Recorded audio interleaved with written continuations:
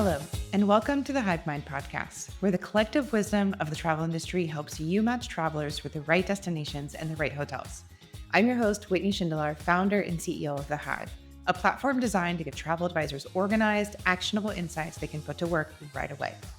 Each week, I sit down for focused, real-world conversations with travel advisors, hoteliers, and supplier partners who know these places inside and out. We break down how each hotel is best suited to a specific client profile, take quick deep dives into destinations, and share pro tips to help you make the most of the Hive. And here's the best part. You don't need to take notes while you listen.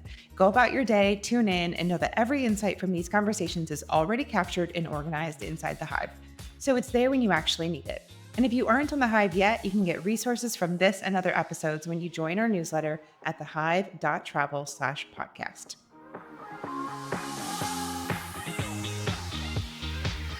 Today, we have a new episode of The Essentials, a deep dive all about helping you not just understand a destination, but feel it, the energy, the vibe, and the nuance that make it unique. Trusted destination partners share key details that matter most and help paint an overall picture that will inspire you to present the destination to clients. When you bring a destination to life with confidence and clarity, you build trust, you spark excitement, and you make it that much easier for your clients to say yes. Joining us today to talk about Lake Como is Brittany Pigorini, the owner of Unfolded Travels, and her new business and experience offered to travelers in Lake Como that you'll hear more about soon, La Dolce Guida. Brittany is a travel advisor who lives in Como with her family and who is a true local. Let's dive in. Hey, Brittany, how are you? Welcome to the podcast. Thank you for having me. So, where are you now? Are you I'm in in Lake Como? Como. Yeah. You're in Como. Instagram told me you were in California for a bit this summer, but you're back in Como. Yes, I'm the opposite. I usually go home for the month of August, so I kind of flip-flop. No European summer over here. Amazing. So before we dive into all things Lake Como, which I'm really excited about because I have not personally been, and it does feel like an enigma to me. Tell me a little bit about how you came to live in Lake Como, what the backstory is, and about your experience in the travel industry as well. Give us the rundown. Well, I own a luxury travel advisory, so I'm part of Brownell, and it's called Unfolded Travels. And backstory is that I always worked in luxury events back in the US. When COVID hit, it was kind of the perfect opportunity. We had been wanting to move to Italy. My husband is from Milan, and we kind of knew we wanted to move to Como, and it just sort of felt like the right moment. When my business is plateaued, I was like, it's now or never. And so we kind of just took the leap right at the end of COVID, late 2021, we moved here. Amazing. Like about, I guess a year and a half, 2 years later is when I launched my agency, just because people were continually asking me, what do I do in Italy? You know, I was traveling a ton. And so it kind of just naturally spiraled from there. I wasn't, moving here with the intention to open another business, but here I am. I have actually 2 businesses and in the middle of a home remodel. So I've got all the things going on here in Italy. And everything is in Lake Como. So if you follow, or I do follow like both accounts, I just have like a constant stream of beautiful Lake Como content coming from Brittany. I love it. Amazing. Okay, so let's dive into kind of just the high level Lake Como. So for advisors who have never been, or maybe advisors have been, but they don't know quite everything yet, from your perspective, not peak season Lake Como, from your perspective, what's the best time to visit? What's your favorite season? I mean, truthfully, so it's hard because spring is absolutely beautiful here. You get, all the wisteria blooming, all the flowers are kind of in April, but it's really rainy here. So if someone's coming here to enjoy the lake and actually, wants to just hang out by the pool, you run a really big risk because April and May are usually your rainiest season. So yes, that's shoulder season. And yes, it can be absolutely beautiful, but it also can just pour rain the whole time. June is kind of that sweet spot. I feel like that's now, though, like the most popular month to come to Italy. So June is lovely, but it used to be shoulder season. It's now probably the busiest on the lake. And then Interesting. Yeah, I love September is usually still really warm out. October is when it starts to get cold again. So like August is shockingly here not as busy. It's slower than other months, but I think it's because a lot of the tourists here are American, and so school's already kind of gone back. So Right. August here is actually more mellow than July or June. I don't know if that's helpful or not, but it's kind of the opposite of what I think most people would expect. Yeah. So is from a temperature weather perspective, is August a good month to be there? Like if clients have flexibility to travel then? It's going to be your hottest month generally, but then again, like this August, we've been in like this. We had a week that was in the 70s and 80s, and the week prior was in the high 90s. So Okay. it's not super predictable. Generally, it is going to be warmer, but it's not really consistent weather here. That's like one thing Okay. I've come to learn. Yeah. So we're going to talk about activities next because when I think about weather, my next immediate question is like, well, what am I doing in 90-degree weather? And you kind of mentioned the pools, and that's what I discovered in Greece is that like in May, the temperature, like the sky and the temperature is beautiful, but the water's still cold, so you don't necessarily want to jump in. But Yeah. then it's peak season, just madness. And then you get to September and it's like, okay, now we have the good weather and we have the warm water. So are swimming pools in Lake Como generally heated, like that we need to think about, or they are heated? So we Yes. could swim a little earlier Yes, exactly. So I feel like more people are actually going into a swimming pool than going swimming into in the the lake. water. Do Yeah, people swim in the lake? some. It's Okay. cold. So it's going to be really Okay. cold generally until at least mid-June, sometimes even July, depending on temperature. I kind of always compare, I'm from California, but I compare it to the Pacific. I feel like Okay. it's similar weather to that. The water is never going to be warm. It's just a giant lake. It's really, really deep. Are there like beaches or I guess now that I'm thinking about it, when I see photos of Lake Como, I don't see people swimming and I don't see beaches. So what's the swimming situation at Lake Como? There's And who not are a lot. these people jumping in? So usually people will go if they're out on a boat tour. Gotcha. Some of the companies won't let you go swimming, which is wild, but it's true. Okay. And then, but usually like people will rent, some people will self rent a boat. I've had clients that did that. We have our own boat. We'll go out with like, just little inner tubes and go float in the water. But generally Okay. speaking, there are currents in the water. It's kind of like a Interesting. volatile. Yeah, I don't know how to explain it other than it's not just like flat water and really, really peaceful. There's big currents. And so swimming isn't, oddly, people don't go swimming a lot. And there's not a ton of beaches just due to the way that the landscaping is. So when you're here, most people are going to be at the pool. Some people will Okay. hop off of the boat, but So checking to see if the hotel pool is heated might be a good little due diligence tick mark, I think is what I'm trying to say, just because that might extend the season a little bit if you're there earlier in the summer. And if Okay. you're staying in Como Centro, which would be like this town of Como, those properties don't have pools. So if you're looking to enjoy time in a pool, you'll definitely want to go to one of the properties that does. Okay. Perfect. So do you have a pool and is the pool heated? Noted. Okay. So let's kind of go on to activities because my biggest question is always like, the destination looks beautiful. It looks incredible.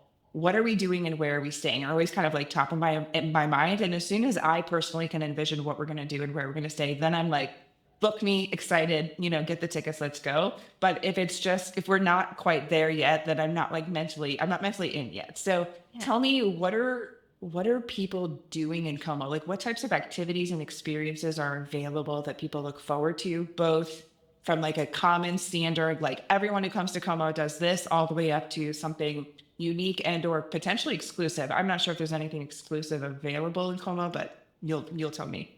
Yeah. So, I mean, the number one way to see the lake is by water. So, boat tour is kind of a necessity. People don't realize the size of the lake. So, for example, I live in Como Centro, which is the bottom of the lake. It's an Hmm. hour and 15-minute drive for me to get to Bellagio. Wow. Okay. It's a really large lake. For me to get to Menaggio is a little bit further. So the drive, of course, if you're on a boat, it's going to be a little bit faster. But that being Mhm. said, that's to give like the magnitude of the size of the lake. Is that driving? It takes you an hour and 15 minutes to Bellagio because of distance, or it's because of windy kind of roads, or You just Describe. have a one-way each direction road that's kind of Okay. winding along the side of the lake. And so it Okay. is, and distance-wise, it is long. One of it is just that it's a windy road. So Yeah. on a boat, if you were like really, really hauling from the bottom of Como up to Bellagio, it would still probably take you about 40-ish minutes. Okay. So So a it, boat is just a more relaxing way, but the time is still fairly similar. Yeah, so it's Okay. definitely going to take a while to get, from north to south, and then. Hmm. So, but I definitely recommend to do that because if Villa Barbianello, for example, that's where Star Wars was filmed. That's kind of the most famous of the villas. It's absolutely gorgeous. It's way more accessible from the lake than it is from getting dropped off, via car. I think it's like a 15 to 20-minute walk to get into the property if you get dropped off, whereas you can just get Okay. dropped off at the dock and you're on site. Usually people don't spend more than about 45 minutes or so there, but it's kind of a nice addition and an easy way to get into the villa. It's really beautiful. But I For definitely, this, yeah. I'm not familiar with this villa. Is this a just like a place that people like to visit because it's connected to Star Wars, or is it like a hotel? It's not a hotel, so it's Okay. there's a lot of like villas that are owned by the Italian government or private like properties, but they're open to the public. And usually you're going and exploring the different gardens. People want to take different photos. They just provide like a really beautiful landscape. But that's one of the most popular here. Villa Carlotta is another one that's attached literally to Grand Hotel Promezzo, so it's a little bit more accessible. But it sounds boring, like, oh, let me go wander gardens. But there's literally, like, Villa Carlotta has water, like a huge waterfall running through it. When I was there in spring, I mean, there were thousands, like, of botanical plants, and like you can just get lost in there for hours. And my husband did not want to step foot in there. I mean, we lived here 4 years, and he's like, I'm not going there. And then he fell in love with it. Like, it's just so beautiful. It's relaxing. I think Como is about slowing down. This is not a destination where you're coming to shop or to go do and see a bunch. It's like, enjoy Okay. the natural beauty, enjoy the scenery, enjoy the architecture. But it's definitely, to me, it's very slow. It's There's a lot. I have self-proclaimed these types of destinations as lifestyle destinations Yeah. of just like just go and just be and Yeah. just enjoy. Like Yeah. just enjoy life for a few days.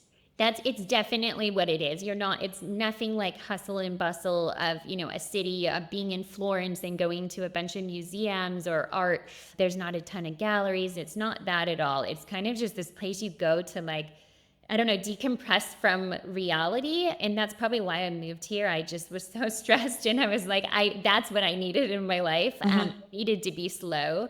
But in terms of like other activities, I would say kind of standard across the board in Italy. Cooking classes. There's some really, really beautiful different experiences on the lake. I usually advise not to do ones at the hotels themselves, but to go into like a local's home. And there's some really lovely ones around the lake with just gorgeous, gorgeous views. And I think that's always a really great experience to kind of Mhm. connect with like local people, but also, learn something new.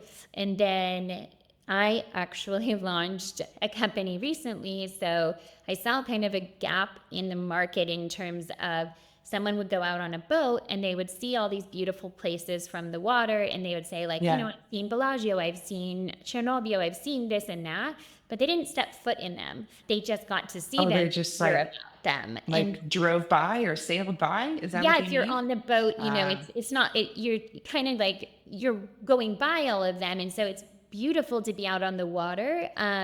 But you're not actually experiencing what's in right. those towns. You're kind of seeing them and hearing about them. So I launched I launched a husband. There we go. That's wrong. I launched a tour business with my husband. And so we have vintage Fiats. They're similar to the one that's really iconic at Pasalacquas, the little orange one that everyone's always posting about. Mhm. Those vintage Fiats, and they're electric. So when you're on board, you can actually talk to someone. You're not, smelling gas fumes. You can have a conversation. You can literally hear the people as you drive by. It's really fun to kind of like hear all the like, okay, bello, like it's literally your country. You feel like kind of a celebrity on them, but really the reason I launched it was because once you're in your hotel, the logistics of Como are really hard. There's not a lot of taxis. In fact, there's very few. Public transportation is hard. And unlike somewhere, let's say like Venice, where you have these just constant availability of water taxis, that doesn't Yeah. exist here. And Okay. we can go into that later. But essentially, the reason I launched it was I wanted people to kind of see something away from the touristic spots and see like the beauty of all these places, like where I would actually go eat and like where a local would go dine versus, you know, something that was really highly touristic. So they get to go out, obviously, with all our drivers speak English, but they're Italian drivers that, you know all the true hidden gems, not just like these cheesy, like, here's your hidden gem. It's genuinely like the places that we go to that you would never probably find on Google Maps. Some of them are really, really seasonal, etc. But we offer different tours on the lake, just kind of getting people away from the touristic spots and giving them more of an authentic feel, because that is part of, you know, when you are in Lake Como, it's lovely to be at the hotel, but sometimes people are like, what else? Oh, thank you. So I don't know if this is going to work well, but I think if you're watching the podcast video, you can see the website now for La Dolce Guida. These Fiats are so freaking cute. I have a million questions Yeah. because this is super cool. Like, as a business owner, business owner, I love that you identified a need and did something about it and Yeah. created this really beautiful experience. So congratulations to you and your husband Thank you. for this. Hey there. If you're in your first year as an advisor, I know how overwhelming it can feel. I remember being caught in the moment with a question on a discovery call and not knowing the answer. It felt like I was constantly scrambling to build enough expertise to sound credible. That's exactly why I built The Hive. It's your expertise vault, a living library where hotel details, destination insights, and advisor takeaways are captured and organized so that you can actually use them. Instead of flipping through old notes or Googling last minute, you'll have the instant access to the knowledge that helps you feel confident and credible with clients. If you're in your first year and feeling overwhelmed, you're not alone. Check out thehive.travel and see what we've built to make it easier. How many Fiats of these little guys do you have? So we have 2 right now, which has worked well for season 1. I have a feeling next year we're probably going to need more. It's grown pretty quickly, and that's really just because there's not a whole ton to do on the lake, and I'm not doing that in a way to like exploit my business. It's like I genuinely built this business because I saw the need for it, and I really. You guys are like models. Oh, thanks. We didn't have models, and so we asked all over this website, and it feels sort of awkward, honestly. But I'm like, if I only because I know you, I'm like, oh, there's Brittany. But if somebody's just coming to book this experience, I don't think they would be like, oh, these owners are so vain. it's so awkward. I felt like an influencer doing all this, but Are they both pink? Both of your Fiats? yes. So And they're did both. you They paint look them like pink, or did you buy them like this? So they're artisanally made. They're vintage Fiats from the 60s, and then they completely redo them by hand. So each of them takes about 6 months to make. So it is an original body, and then they electrify them. It's a whole process, definitely more complicated than we thought it was going to be to get them street legal and all of that. But Okay. it's been really, really fun. We've picked, I think we've done, like 50 tours or so. We launched kind of in April. And so it's been Just this year, this was your first season. Yes. And now we're recording in early September. So Yeah. Lake Como is quite seasonal, right? Like I don't know if everything from the luxury hotel perspective shuts down, but I know that there are quite a few hotels that in October-ish, they start to close. Most of the hotels close in October. Pasalacqua is open. There might be some others, but Pasalacqua, off the top of my head, I know they stay open through the new year. Generally speaking, the best time to be here is kind of the months that they're open. It's usually from Easter through October for the majority of hotels. Which is pretty similar to other seasonal areas in Italy. Yeah. So for this experience, I haven't been to Lake Como. I think I already said that, but I'm trying to like get a sense of what this type of experience looks like. So a lot of people, when they arrive, they have like a transfer into their hotel. So they might drive by some things, or they might enjoy a little bit of scenery on the way to the hotel. Yeah. Maybe, maybe not. It kind of depends on the location of the hotel, right? Because Yeah. it might be direct access from Milan and you don't see much at all. Then taxis or boat transfers, are those, you mentioned that they're really expensive and the taxis are not really very available. So are boat transfers generally being arranged through the hotel? That's how I Um, would recommend it. Yes, okay. there's a very limited amount of companies that have a taxi license here. So a general boat company that does tours isn't legally allowed to just do a transfer. It's Okay. considered like an actual transfer rather than a tour. Okay. We're the same way, like with our Fiats, not that you could fit luggage in them anyhow, but we can't go do like, we're going to pick you up here and drop you off here as like a taxi service. And so there's a Okay. very limited amount of licenses that are available. And that's why there's truthfully a shortage of taxi boats. And so they are quite expensive. So in Venice, for example, you can usually get a water taxi from the dock for, I don't know, a few hundred maybe. There's times when it could cost 500 each way if you're going at night. So that could be a Yeah. 10-minute boat ride that's costing you Yeah. 500 to go to the opposite side of the lake, maybe 10 minutes, and then you need to pay the same on the return. So it's not unheard of to be quoted something like €1,000 for people that just want to go to To go dinner to dinner. somewhere Yeah. across the lake. And so I This feel like is complicated. it is. So where you're staying on the lake is truly probably the most important question that you want to have, like that conversation with a client, is what are they looking for? Like, do they want to just enjoy a spa and like really stay at this hotel and Mhm.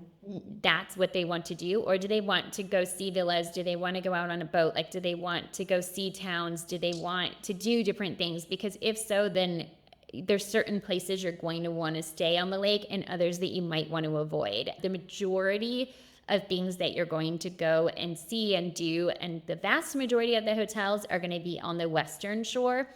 So that Okay. would be Chernobyl. So kind of speaking about like Villa d'Este, Moltrasio, which is where Pasalacqua is, Grand Hotel Tremezzo, Grand Hotel Victoria in Menaggio. So all of that's your western shore. Bellagio is Okay. kind of your most popular, but it's on the opposite side and it's somewhat isolated in regards to you have to Yeah. transfer over, Verena and Menaggio are not far from there and they're beautiful.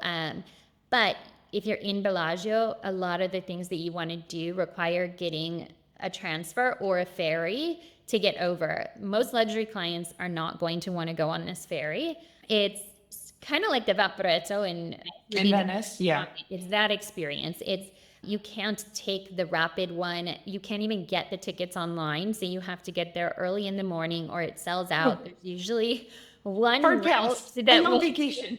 it's like a true Italian bureaucracy, but it's not reliable. If it's a short ride, it's fine. But when people are saying they want to go north to south on the ferry, number one, it doesn't run at night, so you can't go to dinner. It ends usually around 6 o'clock, 7 o'clock. So if you go to Okay. dinner, you now are like stranded at the bottom or top of the lake. So I kind of just think that conversation in a Discover call is really important to understand what someone is looking for. And, if you have families, then I would say stick on the Western Shore because there are properties that are a little bit more geared toward families there than others. So I'm for logistically, I'm thinking of so many things. I'm thinking of access to explore things on your own, like during free time outside of an activity. I'm thinking of dinners at night. And then I'm also just thinking like general activities. So you mentioned like a cooking class, or I think hiking is also a draw Yes, for some in Lake Como if you want to be a little bit more active. So absolutely. for these and also just the villages to that you want to visit. So I'm just looking at a map and it seems like if you stay in Bellagio, it seems centrally located, but now you need a taxi or a water taxi to get anywhere, So right? yeah, you're kind of below. You can get to Verena, which is lovely, but that's water. You can get to Menaggio, also water. But in between Bellagio and honestly, like Torno, there's almost nothing. Torno is where Il Sereno is located. Oh, There's okay. really nothing you want to be seeing or doing. So you're sort of isolated. To Oh, be okay. honest, my hot take: I don't send people to Bellagio. It's really crowded. It's really touristy. So Like at all? Like, do you mean you don't send people there to sleep or you don't send people there at all? Like your clients come to Como and they don't go to Bellagio? I usually don't send them. I love I this. would say and it's interesting because, of course, we work with travel advisors. And so we also get the insight from like our Fiat tours. And most of the people are like, why did I go to Bellagio? Like, because it kind of feels like you're in Amalfi Coast. There's all these day trippers that are coming in from Milan and they're coming.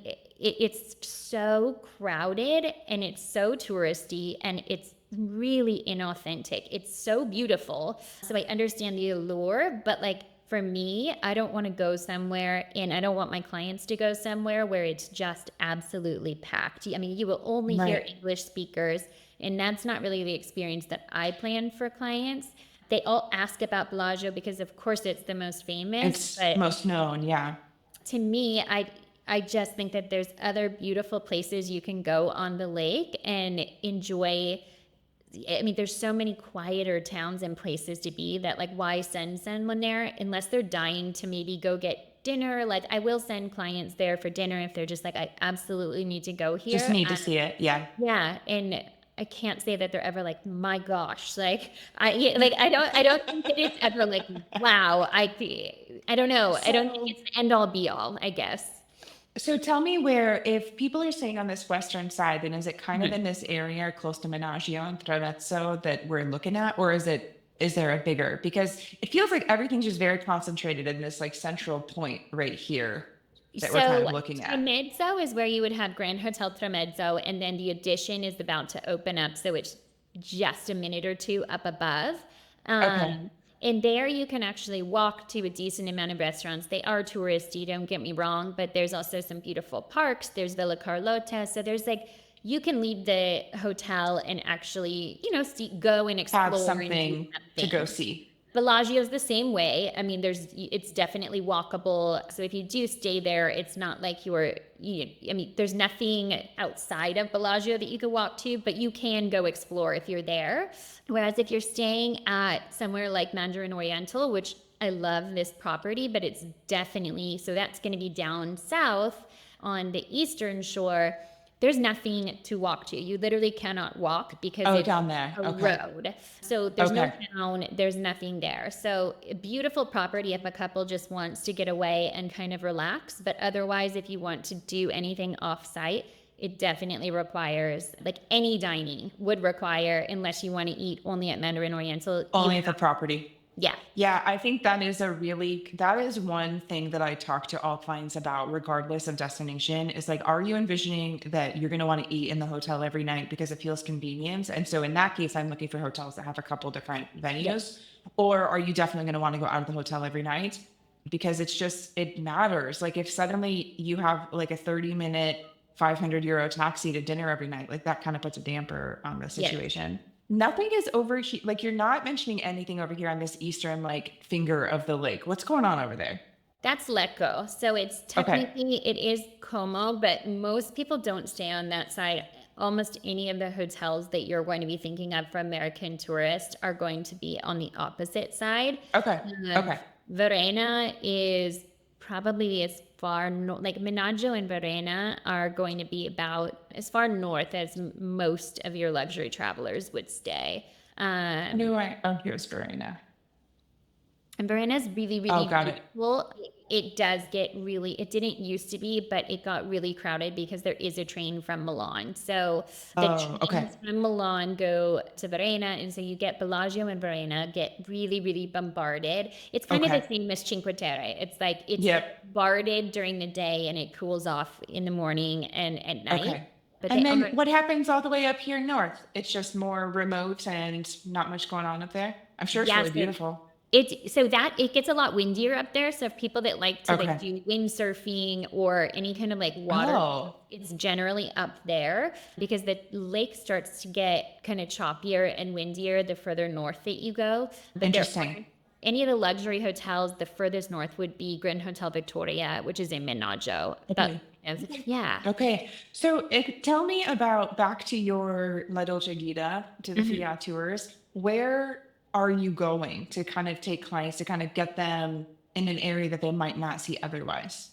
Yeah, so we have the tours catered based on where you're staying. So of course, if you Okay. were staying today, for example, we had a client that was at Mandarin. And so we went Hmm. through Como, we took them up the other side of the lake, went to Chernobyl, and then into Montrasio, and then a little village called Corate Urio. So there's no hotels in Corate Urio that you would probably be sending clients to, but it's just this charming little village, and one of our favorite little restaurants is in there. So they went and had kind of an aperitivo at like this lakefront restaurant. We stop at a couple different vantage points. We usually get coffee in one of the other little towns. You can wander into like the church, but it's kind of just getting you into these like quiet corners in these towns Hmm. that literally I'll pronounce and people are like, I don't know what you're talking Where about. is that? I know I'm I trying to know. find them. Like, how is it C?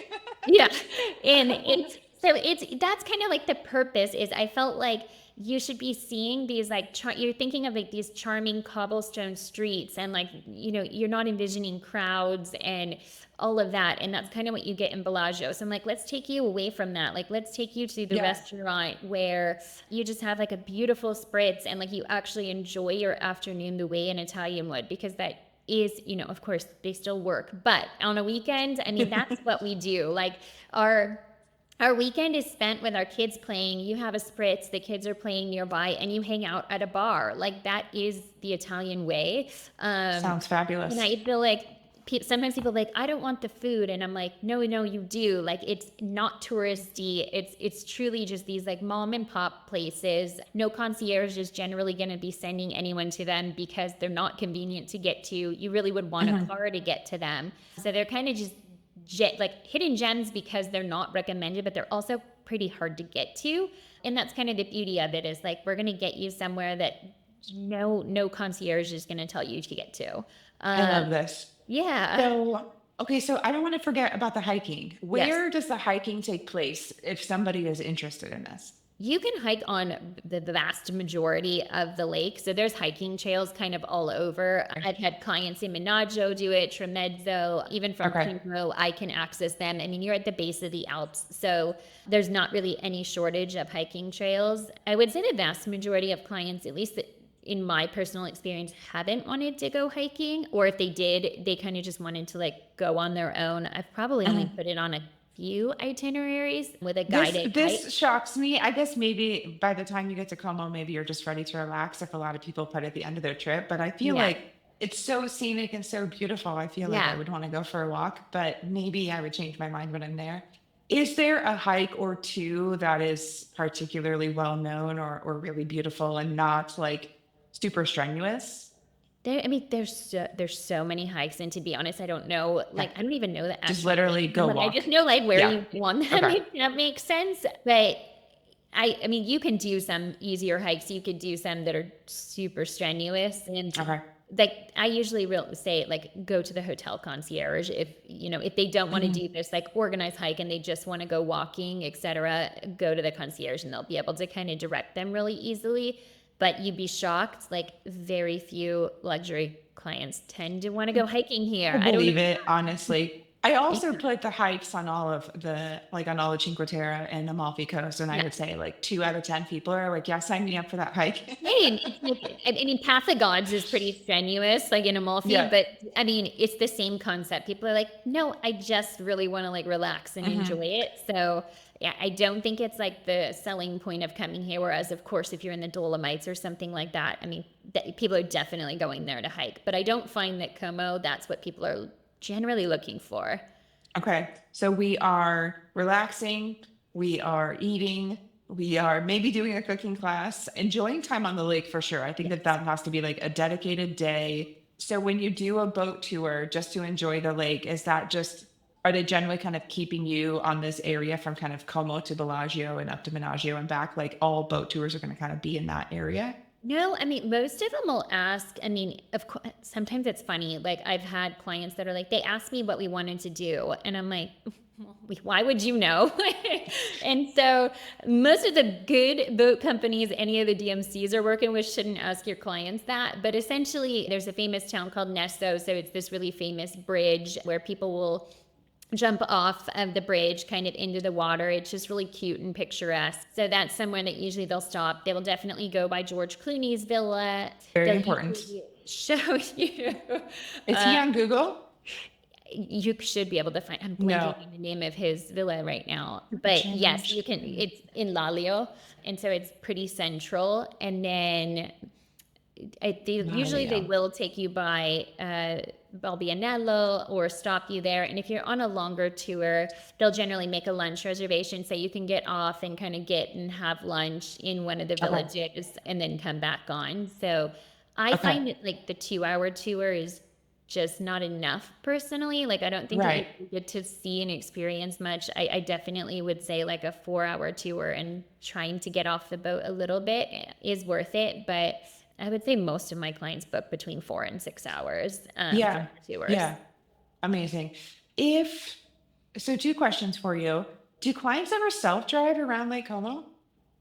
Uh, in terms Like of just have car, a rental car and kind of drive around and explore themselves? Or is that kind of like Amalfi Coast, like hard pass, it's stressful, like just it's not as terrible as Amalfi Coast, but it's not that much better. The traffic okay. isn't quite as bad, but the roads are equally as tiny. It's the same thing where it's one road each way. If there's a bus coming and another bus is coming, I mean, truly sometimes you're just backed up. That's why our routes on our tours are really like pretty strategic about, we know where that tends to happen and Yeah. we don't take clients there. Like, we will do Okay. anything to avoid where we know there's generally like these really narrow parts in the road.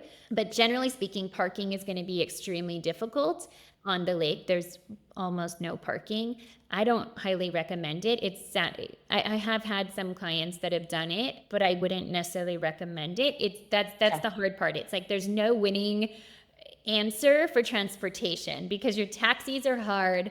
Your water taxis cost money. The ferry is fine for, certain circumstances. Your luxury travelers are probably not going to want to step foot on that thing unless it's a really short one. And then, renting a car, most people don't feel super comfortable driving here. Okay. Yeah. Okay. So I just keep hearing over and over again that the selection of the hotel logistically is really, really key. It's just really important. Which leads me to my next question. Do you ever have clients or do you ever see people doing split stays? Yeah, we have some clients that are staying at, for example, Mandarin for the first 2 nights. It's right when they land and they're like, we're just going to stay at this hotel. And then they're switching over to another property on the other side of the lake because they wanted to. And sometimes they do that because of availability issues too. If it's a family, that's where there's not a ton of property. And a lot of them have interconnecting, but not a lot of them have a ton of interconnecting. So sometimes it's harder for families. I would say it's a little bit more of a honeymoon couples destination. I see usually couples traveling with other couples or honeymooners or anniversary Okay. trips, etc. But yes, I do see people split their stay up. A decent amount of people do villas. I would say that's Interesting. pretty popular here if you are doing multi-generational, just because the hotels are pretty difficult. I mean, it's super expensive, of course. Yeah. And then the villas obviously provide a lot of different, they have the chef, so you don't have to worry about the food, etc. So if it's a multi-gen or obviously a pretty high budget, the villas are pretty popular. And Yeah. are villas in similar locations to all the places on the lake that we've talked about, or do the villas kind of stretch out a little bit more They're into kind of different all areas? over. So yeah, some of them are up in, the hills a little bit more. Some of them are right on the water, but there's no shortage of villas. It's just more if someone has that price point because they're definitely Right. spicy. If you're a hotelier or supplier partner who is listening and thinking, I want to share about a destination I know inside and out, I'd love to have you on the show. I'm looking for hoteliers and supplier partners who have a real passion for a place, whether it's where you live, where you work, or simply a destination you know intimately. I invite you to join me and share your passion and insights on a future episode. Head to thehive.travel/podcast to fill out a quick form and let me know more about the destination you'd love to feature. Okay, amazing. Do you have very many repeat clients to Como? Or Sorry. do you have a lot of, do you see clients very often coming back to Como for a second or third visit? I think it depends. I don't think it's the same as, someone that would probably go to like Amalfi Coast. I think But yes, I mean, there's some clients that just come and they always come back. I think it depends on the clientele. But I also think that I don't have that many clients that go to the same place over and over again, even if they like it. I feel like that's a more of a rarity. It's like if they're coming to Italy, as we all know, they generally are like, I want to try here and I want to go here and I want to go Yeah. here. So they Yeah. might pick one place and come back to it. I don't know that it's necessarily a testament to the destination, but I will say that I think it needs to be planned correctly, or it's a destination that you do get complaints about Sure. Sure. because you have to set the expectation up front. Like if they're suddenly finding out it cost them $1,000 to go across, or euros to go across, the water. I've never heard of that in pretty much any destination. Like the Right. prices are asinine. And at least in Amalfi, you have access to taxis. Sometimes it's hard, but you have access to it, and here you don't. So I think that sometimes it's a destination that's nuanced in terms of like really, really honing in on what they're looking for and what they're looking for in the trip. I actually plan Lake Garda more than I plan Como because I have that conversation all the time. People are like, I want to go to Como. We start talking budget. We start talking, I do a lot of family travel. And I'm like, you're actually describing Garda. And so ironically, I plan Garda like probably 2 times more than I plan Como. And that's just because I truly know Como and I know like who it's for and who, like where else might be a better fit. Right. So, at the risk of not getting off topic too much, Yeah. but I do think it is helpful to understand, like, if everything that we're describing about Lake Como is, and like, if an advisor gets on a discovery call and it's like, I know you're saying you really want Lake Como, it's so popular and it's so well known, but everything that the client is looking for, like, isn't a match. It's good to know that Lake Garda is a good potential alternative. Yes. So, would it be true to say Lake Garda is lower cost? Lake Garda maybe has more like easier logistics kind of components in terms of like taxis, or maybe less expensive to get on a boat to go across the lake. Like it just like logistics feel easier. It's easier, and I mean it's the same small roads to get there and back, but there's tons of beaches. Okay. If people really want to, it's really like the biggest theme park in Italy is Gardaland, so it's right there. So people that are into that type of thing, it's right there. So for like family friendly, there's a lot more water sports on the lake. Okay. Okay. So you'll see people doing a lot more paddle boarding and kind of going out. Mhm. It's definitely more child friendly and it's a significant savings in terms of hotel cost. So I feel Good like to know. that's one of the biggest deal killers with Como is just the pricing. Yeah. Yeah. Yeah. No, absolutely. Absolutely. Tell me, is there anything in particular that we should be eating when we visit Lake Como? So I don't like it, but there's What is it? they are known for their risotto with a local fish. So I don't like Oh, lake fish, but if you go into some of the authentic eateries, you're going to see quite a bit of lake fish because of course it's a lake. And so there's a risotto with the local fish that's what's it pretty, called? gosh, what is it? It's with a, I'm We totally don't eat it, so on we it don't right know what now. it's called. Oh my gosh, I feel terrible. I should know it, but I literally avoid it because I do Yeah. not like it. You might like it, but I would say that the cuisine here is not typically like there's nothing that's super like significant that comes from here when Okay. you think of like burrata is coming from Puglia or like shop. Hmm. Yeah, like you think of like all these different regions.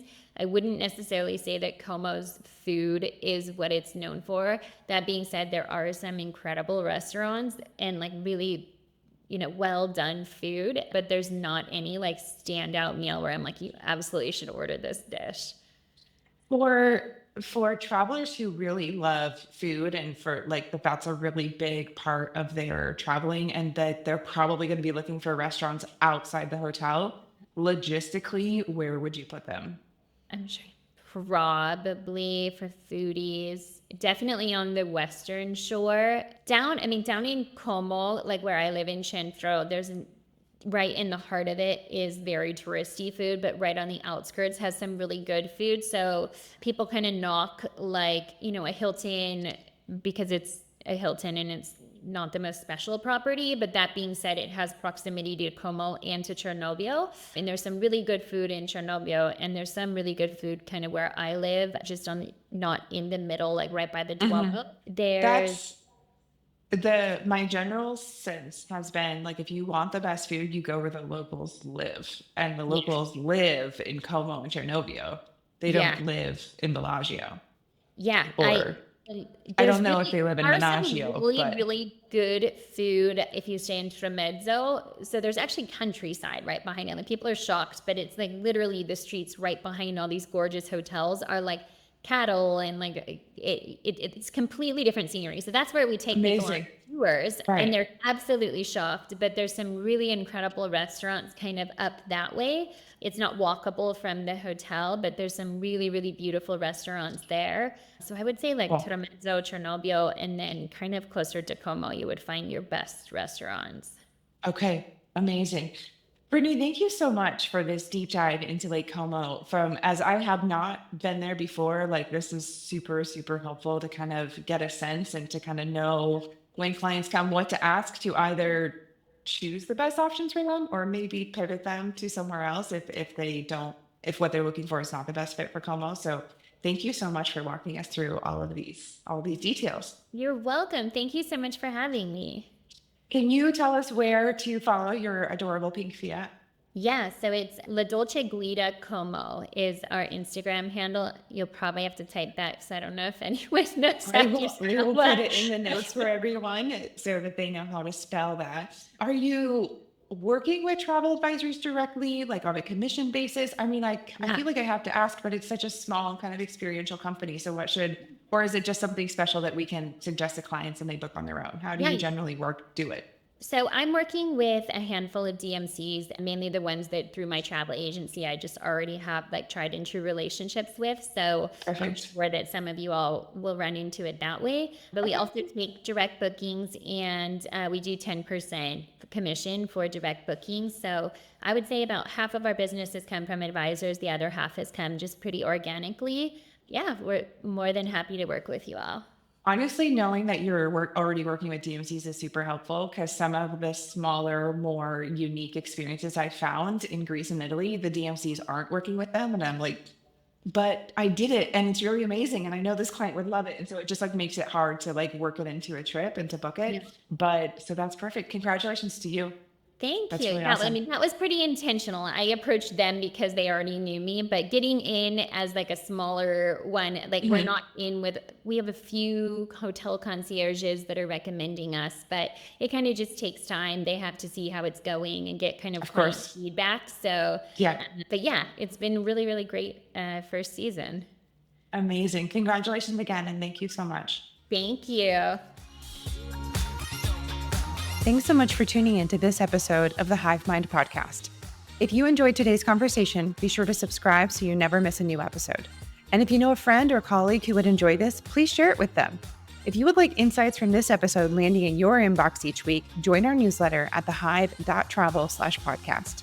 And remember, if you'd like to contribute to a future episode, whether it's sharing your destination expertise or your experience touring hotels, just head to thehive.travel/podcast to learn more and express your interest. We'd love to have you join the conversation. Until next time.